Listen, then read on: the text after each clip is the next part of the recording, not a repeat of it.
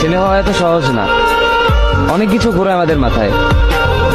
সব তো তোমার বইলা বোঝানো যাবে না, তারপরও কিছু বলি শোনো। আমরা ছেলেরা বউর সামনে মার সাথে ভালো করে কথা বললে মারা চলে থাকা সন্তান, আবার মার সামনে বউর সাথে ভালো করে কথা বললে বউর গোলাম। নিজের ছেলে মেয়েদের যদি মারি আমাদের দয়া মায়া নাই, আর ওই ছেলে মেয়েদের যদি কিছু না বলি আশকারা দিতেছি।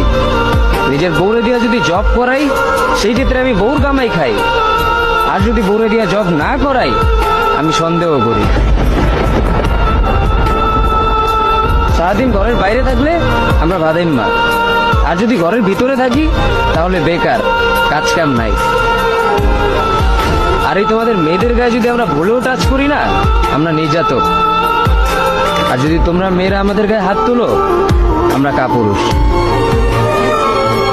আর একটা ছেলে কি বা করে পুরো লাইফে নিজের জন্য? মার ওষুধের থেকে শুরু করে বউ বাচ্চার প্রত্যেকটা সব পালন করার দায়িত্ব একটা পুরুষের। কিন্তু কি লাভ এত কিছু কইরা? দিন শেষে একটা ভুল করলেই সবাই ভুলা যায় যে কে কি করছে তার জন্য।